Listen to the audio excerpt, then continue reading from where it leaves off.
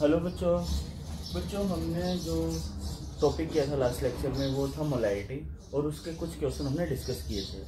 तो बच्चे आज हमारी मोल कॉन्सेप्ट का एक नेक्स्ट टॉपिक डिस्कस कर रहे हैं जो क्या है नॉर्मेलिटी। जो क्या है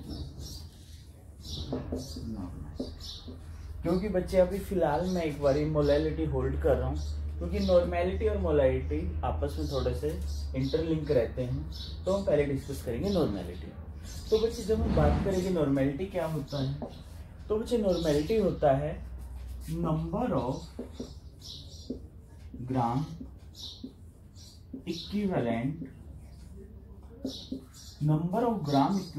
ऑफ solute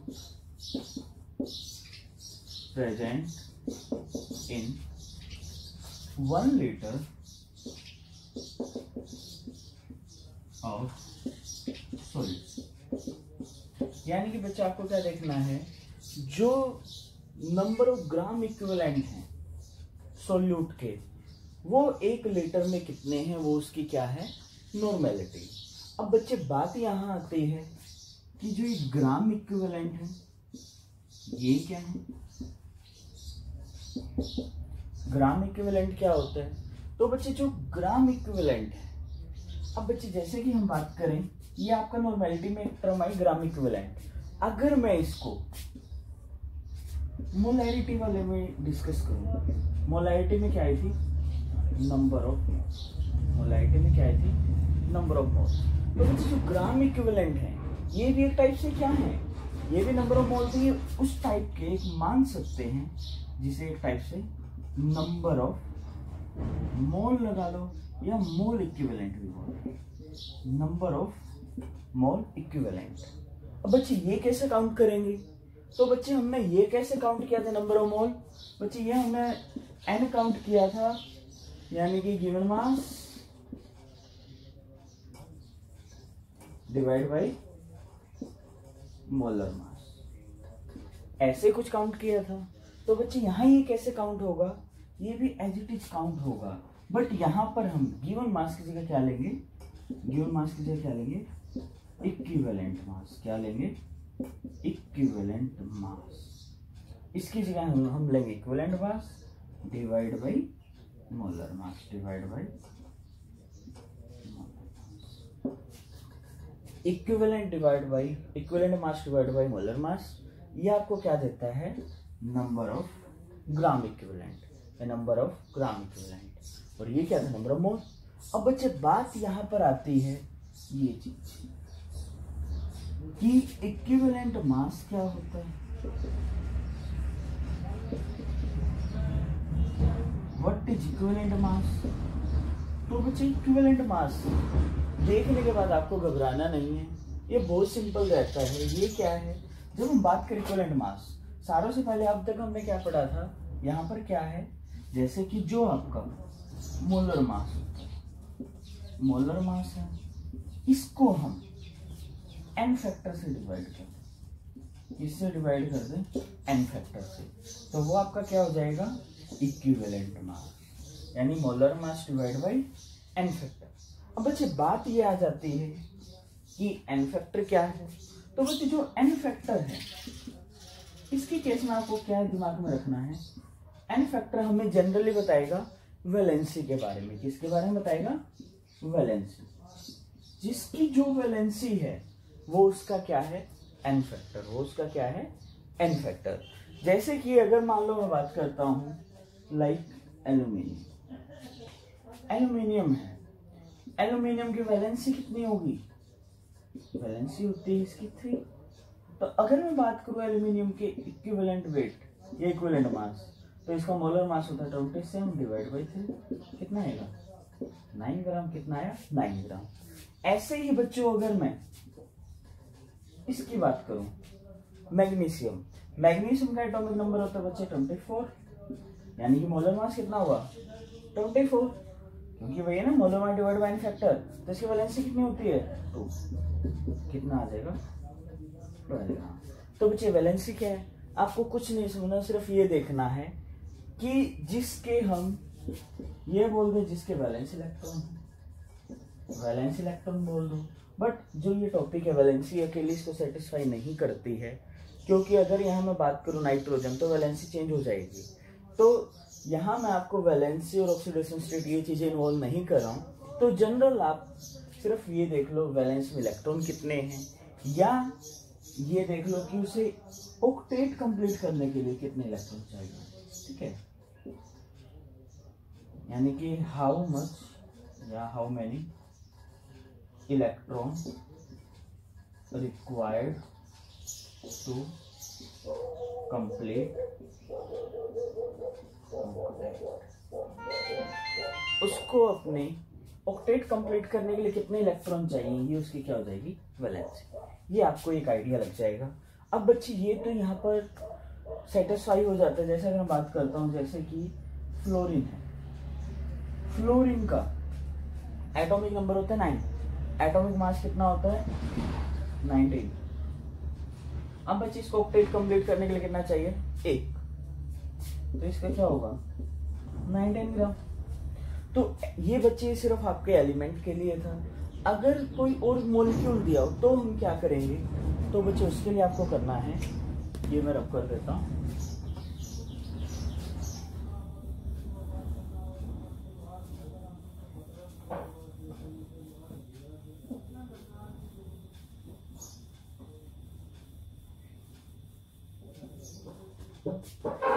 देखो बच्चों अगर मैं बात करता हूं यहाँ पर, अगर कोई एसिड है लाइक HCl। अब बच्चे अगर कोई एसिड है, इसकी अगर हम वैलेंसी की बात करें तो उसमें वैलेंसी में क्या देखोगे, उसकी बेसिसिटी क्या है, या बोल सकते हैं number of basis. Number of basicity, अगर बच्चे नंबर ऑफ बेसिसिटी को थोड़ा सा कंफ्यूज हो तो कुछ नहीं करना, सिर्फ ये देख लो number of loss of H positive, कि वो H पॉजिटिव आयन कितने लॉस करता है, वो उसकी वैलेंसी है। जैसे HCl इसमें क्या है, HCl के अंदर कुछ ये है, यानी कि कितना बना 1 है। तो अगर मैं इसका बात करूं इक्विवेलेंट वेट, तो वो क्या होगा, मोलर मास कितना है इसका 36.5 डिवाइड बाय 1 कितना होगा 36.5। अगर बच्चे यही मैं थोड़ा चेंज करूं लाइक H2SO4, तो बच्चे इसमें क्या होगा H2SO4 है। अब इसमें अगर मैं बात करता हूं, ये कुछ इसमें ब्रेक होगा, यानी कि इसके अंदर 2H पॉजिटिव आयन बन गए। पहले वाले में कितने बने 1, इसमें कितने बने 2। तो आपको कैसे निकालना है, जो इक्विवेलेंट वेट है इसका जो मोलिकुलर मास बन रहा है, molecular mass divide by acid है, तो इसकी क्या हो जाएगी बेसिसिटी, क्या हो जाएगी बेसिसिटी। तो क्या हो जाएगा, इसका बच्चे टोटल होता है 98 डिवाइड बाई 2, तो कितना आ जाएगा 49। बच्चे ये किसके लिए होगा, हमारे एसिड के लिए, ठीक है। अगर बच्चे ऐसे ही आपको अगर बेस दे दिया जाए, ऐसे ही आपको बेस दे दिया जाए, तो बेस में आपको क्या देखना है, बेस के अंदर बच्चे आप देखोगे एसिडिटी, बेस के अंदर क्या देखोगे एसिडिटी। एसिडिटी वो मत लगा लेना जब उस खाना खाने के बाद हो जाती है, उस टाइप से मतलब लगता है गैस ही बन गई, वो एसिडिटी नहीं है, ठीक है। चलो अब बच्चे यहाँ मैं बात करता हूँ बेस में।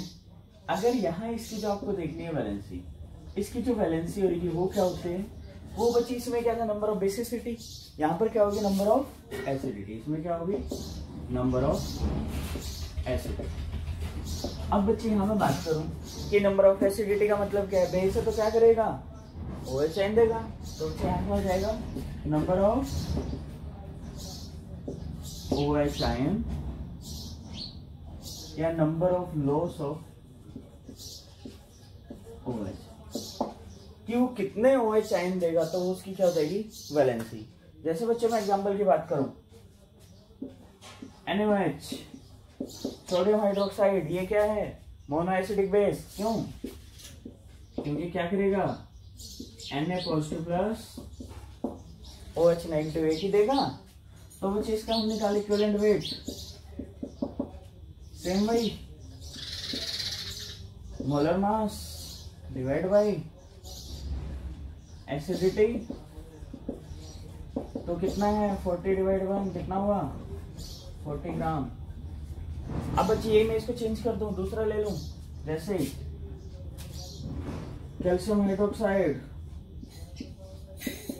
जिसे हम एक नाम और भी बोलते हैं स्लैकलाइन। अब बच्चे इसमें क्या होगा, ये क्या है डाई एसिडिक बेस, इसके क्या हुए 2 OH दिए इसने, तो अब क्या होगा इसका जब इक्विवेलेंट वेट निकालेंगे तो molar mass divide by acidity, इसकी एसिडिटी कितनी है 2। अब बच्चे इसका निकालेंगे मोलर मास। अब इसका कितना है ऑक्सीजन का 16 और 17, 17 12 34 एंड 40। अब बच्चे इसका 34 एंड 40, 74 डिवाइड बाई 2 कितना हो जाएगा 37 ग्राम। इसका क्या हो गया इक्विवेलेंट वेट। तो बच्चे ऐसे आपको इक्विवेलेंट वेट निकालने हैं। ये तो हो गया एसिड और बेस में।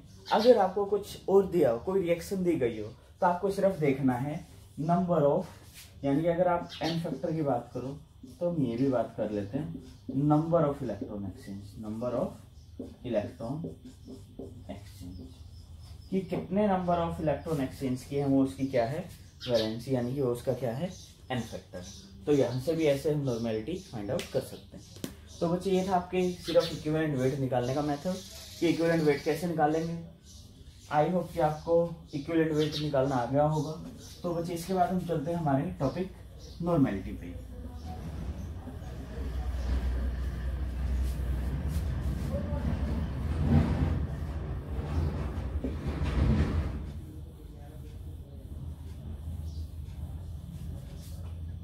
देखो अब बच्चे जब हमने नॉर्मेलिटी डिस्कस किया था, नॉर्मेलिटी था हमारे पास number of gram equivalent divide by volume of. अगर बच्चे ये आपको लीटर में दिया हुआ है तो इतना है, तो आपका इतना ठीक है। अगर बच्चे ये आपको, यही मैं अगर बात करता हूँ नॉर्मेलिटी की, normality number of gram equivalent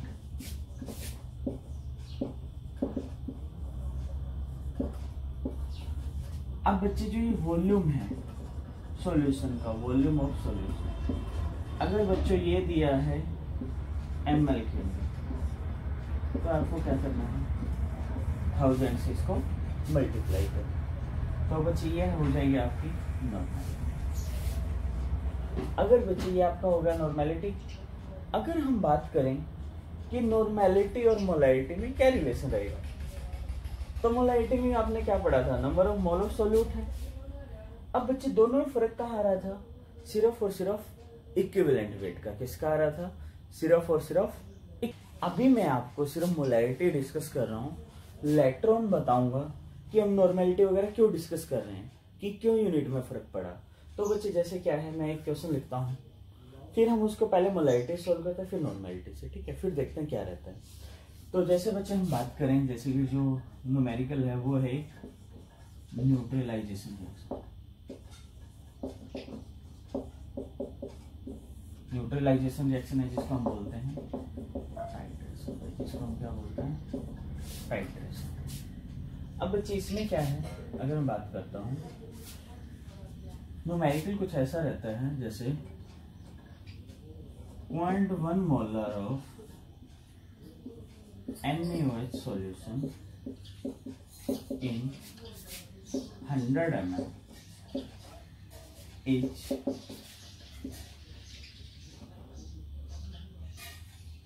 mixed with 0.1 molar H2SO4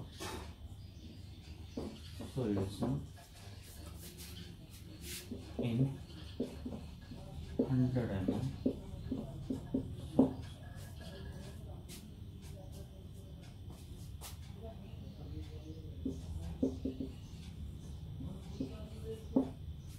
find out या कैलकुलेट, या हम ये भी बोल सकते हैं डिटरमाइन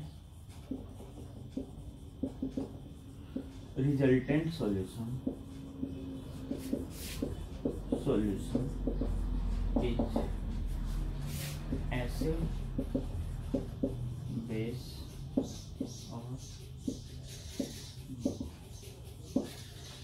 यानी कि बच्चों क्या है, इसके अंदर आपको 0.1 मोलर NaOH दिया 100 ml में, और यानी कि आपको एक ये दिया है और एक ये दिया है, दोनों में क्या है 100 ml, यानी कि आपको 100 ml में 0.1 मोलर दिया, ये भी 100 ml और 0.1 मोलर है। अब दोनों को जब मिलाएंगे तो क्या बनेगा, एसिड और बेस को मिलाएंगे तो न्यूट्रल सॉल्ट प्लस वाटर बनना चाहिए, यानी कि जब हम एसिड के अंदर बेस को मिलाएं तो क्या बनना चाहिए, सॉल्ट प्लस वाटर। अगर हम बात करें अगर ये 1 मोल है, ये 1 मोल है, तो ये भी 1 मोल बनना चाहिए, सिंपल सी बात है। तो बच्चे यहाँ देखो, जो इसकी कंसंट्रेशन है वही इसकी, ये भी कितने में है 100 ml में, और ये भी कितने में 100 ml में, तो इसका मतलब ही क्या होना चाहिए था, इसका मतलब तो न्यूट्रल होना चाहिए था, बट ये हमें न्यूट्रल नहीं मिला, ये न्यूट्रल नहीं मिला। अब बच्चों ये हमें क्या मिला, ये हमें मिला एसिड, ये हमें क्या मिला एसिड। अब बच्चों ये हमें एसिड मिला, बट मोलारिटी के अकॉर्डिंग तो रिवर्स हो गया, क्योंकि हमने तो इक्वल मोलारिटी के लिए थे ना दोनों, कि अगर हम इक्वल मोलारिटी का बेस ले इक्वल का एसिड ले तो इक्वल मतलब दोनों न्यूट्रलाइज होकर 0 होना चाहिए था, जो कि नहीं हुआ, ये मिला एसिड। अब बच्चे एसिड क्यों मिला, इस भी आपके कॉन्सेप्ट आया था, वो क्या था आपका नॉर्मेलिटी, वो क्या था नॉर्मेलिटी। नॉर्मेलिटी में क्या था बच्चे, जैसे अगर मैं बात करता हूँ जैसे कि ये है, अब बच्चे मैंने आपको एक भी बताया था, अगर मोलैरिटी और नॉर्मेलिटी हम कुछ रिलेशनशिप की बात करते हैं तो रिलेशनशिप मैंने आपको चीज बताया था। अब जैसे कि हम मोलैरिटी और नॉर्मेलिटी की बात करें तो मोलैरिटी में क्या था, हम उतना ही ले रहे थे, और नॉर्मेलिटी में क्या ले रहे थे, उसका हाफ, हम उसमें क्या ले रहे थे, उसका हाफ ले रहे थे। तो बच्चे देखो हमें क्या करना है, अब जैसे इसको मैं रिएक्शन लिखता हूँ, जैसे हमारे पास है NaOH प्लस H2SO, अब जब इसको मिक्स करेंगे तो क्या बनेगा, Na2SO4 प्लस वाटर। अब बच्चे ये क्या है आपका डाई बेसिक है, ये मोनोबेसिक है। अब जैसे आपको ये कितना दिया, इतना दिया, और ये आपको दिया इतना, ये भी इतना दिया, बट इसमें गड़बड़ क्या है, इसके कितने हो गए 2, अभी तो पॉजिटिव आयन हो गए। अब बच्चे इसके हो गए डबल, अब इसके जो 0.1 है इसके साथ इसके 0.1 क्या हो जाएंगे, कैंसिल आउट हो जाएंगे, तो पीछे कितना बचा रहेगा 0.1 तो बचा ही रहेगा। तो बच्चे जो ये बचा रहा तो इसका मतलब ये क्या हो गया, एसिड हो गया। यहाँ बच्चे मैं आपको एग्जैक्ट नहीं बता रहा हूँ, ये मैं आपको 100,000 के अकॉर्डिंग बता रहा हूँ। 100 में करेंगे तो कितना आ जाएगा, ये 0.01 आ जाएगा, ये मैं नहीं बता रहा हूँ आपको, 0.01 मोल आ जाएगा, ठीक है। इतने मोल इसके, इतने इसके, इतने इसके पास बचे रहेंगे। तो बच्चे ये किसने एक्सप्लेन किया था, नॉर्मेलिटी ने। अब जैसे मोलैरिटी में तो क्या हुआ, ये एसिड का पता चल गया। अब यही क्वेश्चन अगर मैं नॉर्मेलिटी में डिस्कस करता हूँ तो क्या होगा, चलो वो भी देखते हैं। ये मैं रख करता हूँ। अब मैं क्या कर रहा हूँ, इसमें ज़्यादा नहीं थोड़ा सा चेंज कर रहा हूँ। वो चेंज क्या है, सिर्फ यहाँ मैंने लिया 0.1 नॉर्मल, यहाँ भी मैंने कितना लिया 0.1 नॉर्मल। अब देखते हैं अब क्या होगा। अब बच्चे क्या है, जो ये है वही आपका NaOH, रिएक्शन तो सेम है।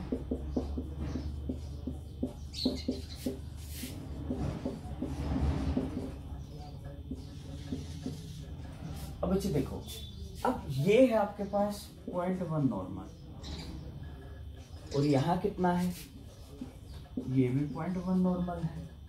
अब जब हम नॉर्मेलिटी की बात करें तो नॉर्मेलिटी में क्या था, अगर जैसे मैं इसके इक्विवेलेंट मास की बात करता हूँ, इसका अगर जैसे 0.1 नॉर्मल है तो इसका मतलब क्या है 0.1 ग्राम इक्विवेलेंट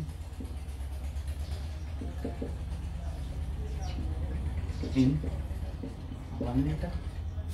अब बच्चे अगर मैं इसमें बात करता हूँ, ये क्या है आपका, ये भी 0.1 का है। अब बच्चे इसका भी हुआ 0.1 ग्राम इक्विवेलेंट इन 1 लीटर, ये हुआ।